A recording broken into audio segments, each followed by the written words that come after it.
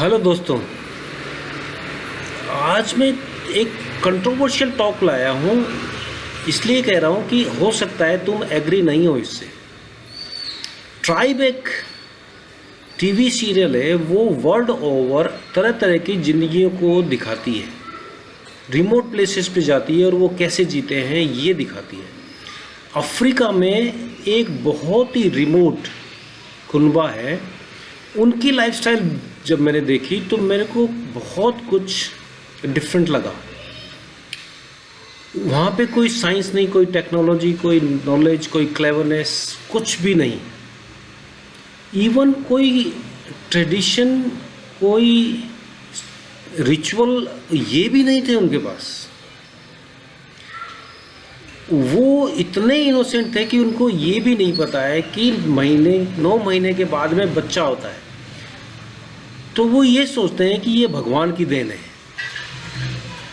और उस बच्चे का पिता का पता नहीं। तो जब पिता नहीं तो हस्बैंड वाइफ का कोई कंसेप्ट ही नहीं है, उसमें कोई किसी का है ही नहीं और सब सभी के हैं। मैं, पराया, अपना, दूसरा, ये कोई भेद ही नहीं है। ना कोई जाति है, ना कोई नीचा है, ना कोई ऊपर है। कुछ उन्हीं में से लोग बच्चों की देखरेख में लगे हैं, कुछ सुरक्षा में लगे हैं, कुछ भोजन जुटाने में लगे हैं। तो सारा जो समाज है, समाज नहीं कह के वो एक परिवार है।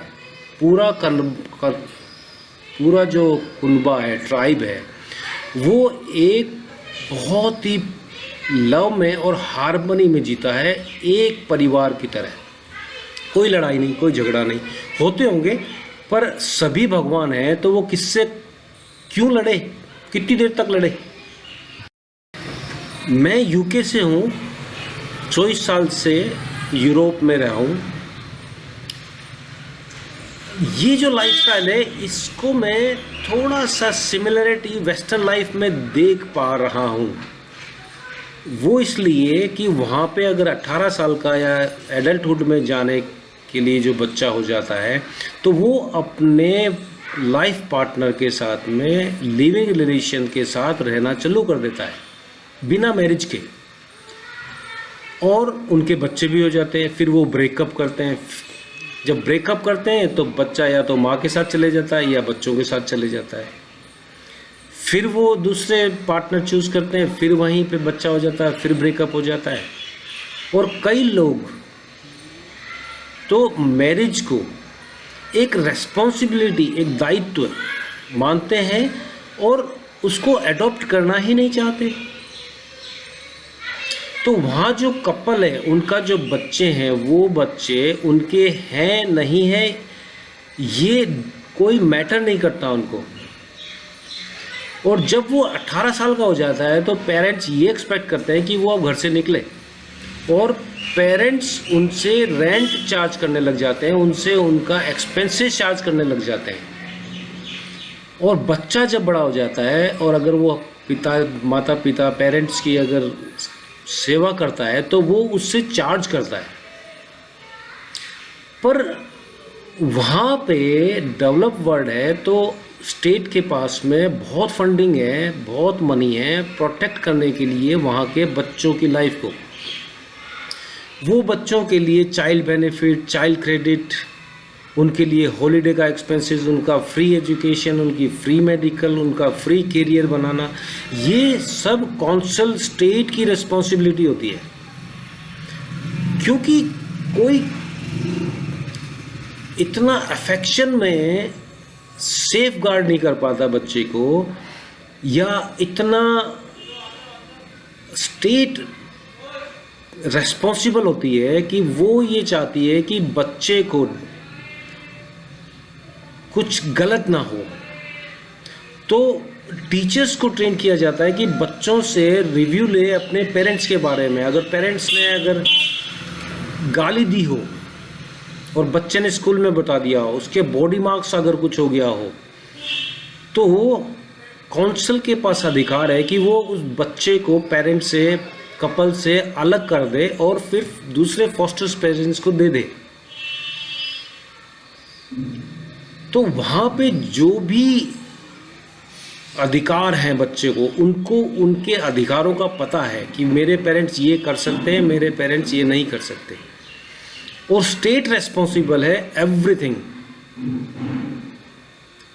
तो ये सिमिलैरिटी दोनों लाइफ में मिलती तो है। यहाँ टेक्नोलॉजी है, लाइफ है, मनी है, रिसोर्सेज हैं, बट अगर लाइफस्टाइल को देखें तो वो जो अफ्रीकन ट्राइब्स हैं वो ज़्यादा लविंग हार्मनी में जी रहे हैं। यहाँ पे भी लव है, अफेक्शन है, सब चीज़ है, ऐसी बात नहीं है कि वो सिर्फ रोबोटिक और मैकेनिकल लाइफ जी रहे हैं। उनमें भी अफेक्शन है, उनमें भी ट्रेडिशन है, उनमें भी कल्चर है, इमोशंस हैं, सब चीज़ होती है, ऐसी बात नहीं है। अब एक तीसरी लाइफ है जो डेवलपिंग वर्ल्ड जिसको कहते हैं। उस डेवलपिंग वर्ल्ड में क्या है, उसकी क्या लाइफस्टाइल है? उसकी ये लाइफस्टाइल है कि अगर शादी नहीं करी, शादी से पहले बच्चा हो गया, एक तरह का बंधन में बंध के ही आप जी सकते हो, और वो बंधन ऐसा है कि जिंदगी भर आप उससे छूट नहीं सकते। उसका नाम है मैरिज। और बच्चा जो होता है आपका, क्योंकि वो डेवलपिंग वर्ल्ड है, स्टेट इतना रिसोर्सफुल वेल्दी नहीं है, तो बच्चे की सारी रेस्पॉन्सिबिलिटी उनके पेरेंट्स की होती है। उनकी पढ़ाई, उनकी मेडिकल, उनकी सुरक्षा, उनका कैरियर, पेरेंट्स रेस्पॉन्सिबल होते हैं। और वाइस वर्सा, जब पेरेंट्स बुढ़े हो जाते हैं तो बच्चे पेरेंट्स की देखरेख करते हैं, पेरेंट्स की सुरक्षा होते हैं, पेरेंट्स का इंश्योरेंस होते हैं। तो पेरेंट्स डिपेंडेंट होते हैं जैसे बच्चे डिपेंडेंट होते हैं पेरेंट्स के। ये लाइफस्टाइल है, पर ये लाइफस्टाइल अभी इमेच्योर है, इसमें फ्रीडम नहीं है, बंधन से जी जाती है ये लाइफ। और इस लाइफ में बहुत सारे इश्यूज भी हैं। इश्यू अगर आप रियलिस्टिकली एक्सेप्ट करो तो ज़्यादा है, कि डिस्क्रिमिनेशन है, जातिवाद है, छोटा बड़ा है, अपना पराया है, पेरेंट्स की देखरेख नहीं है,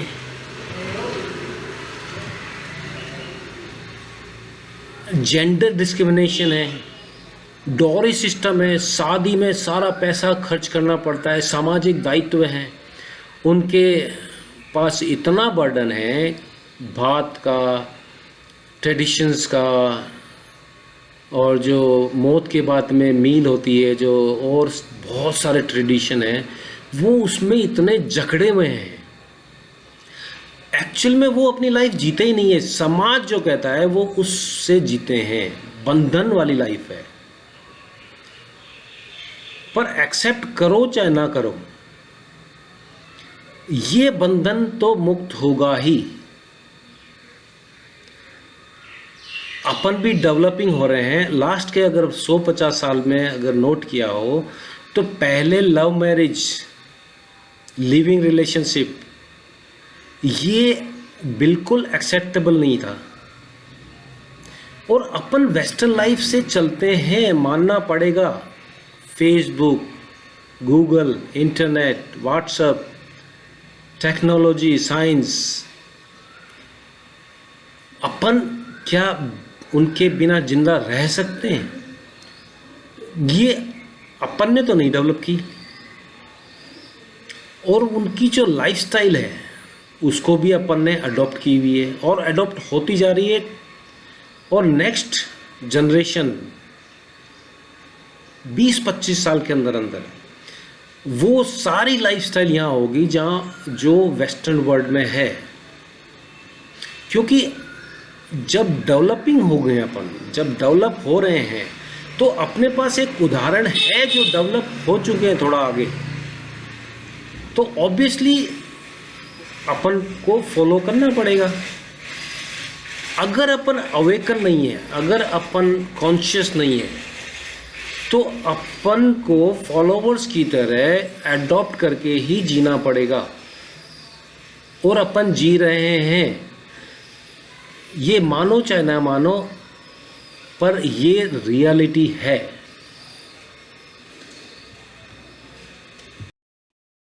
ह्यूमन जो है वो फ्री है, इंटेलिजेंट लाइफ है, उसको बांधना संभव नहीं है। तो फ्रीडम तो कोई भी ह्यूमन का अल्टीमेट गोल है, free from all kind of bondage, free from even ego.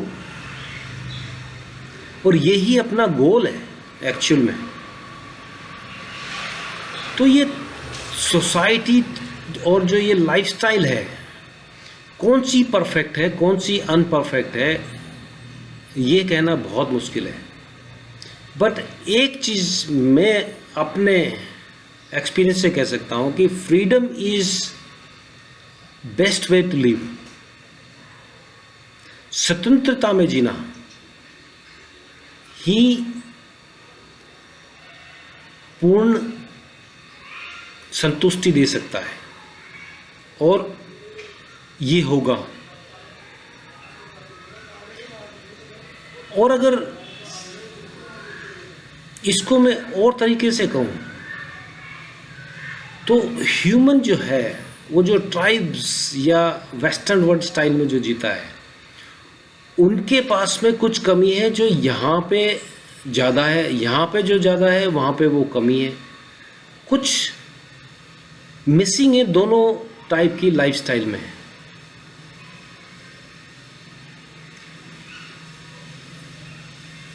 मेरा एक फ्रेंड है, बहुत फिलोसॉफिकल है, स्पिरिचुअल है, बहुत समझदार आदमी है। उसने अपने बेटी को, अपने बच्चों को ये समझा रखा है कि शादी की ज़रूरत क्या है, जब आप स्वतंत्र जी सकते हो तो स्वतंत्र रहने भी दे सकते हो सबको। क्यों बॉन्डेज में बनते हो, क्यों बॉन्डेज करते हो किसी को? तो बी फ्री। हाँ, ह्यूमन एक सामाजिक प्राणी है, एक उम्र के बाद में उसको साथी चाहिए, एक अवस्था में उसको साथी चाहिए, उसको ज़िंदगी के एक्सपीरियंस शेयर करना, साथ में टाइम बिताना, ये बहुत ज़रूरी की आवश्यकताएं हैं ह्यूमन की। पर इसके लिए बंधन में बंध के जीना ये कोई ज़रूरी नहीं है। हाँ, ट्रेडिशन, अपना कल्चर, अपना रिलीजन, अपने ओल्ड विचार इससे सहमत ना हो, बट ये सहमति असहमति सिर्फ माइंड गेम है। क्या हो रहा है, किस तरफ जा रहे हैं, ये सभी को पता है। इसीलिए मैंने कहा कि इस तरह के विचार बहुत ही कंट्रोवर्सी कर सकते हैं, और कंट्रोवर्शियल हैं क्योंकि एक विचार दूसरे विचार से सहमत नहीं हो सकता। किसी को किसी विचार में सहमति है, किसी को किसी विचार में असहमति है। तो होप मेरी ये बात समझ में आई होगी। और अल्टीमेट जो गोल है, awaken, free from our self, free from any bondage, इसकी तरफ अपन बढ़ें अवेकन कॉन्शियस स्टेट में, तभी अपना राइट डेवलपमेंट है। Thank you.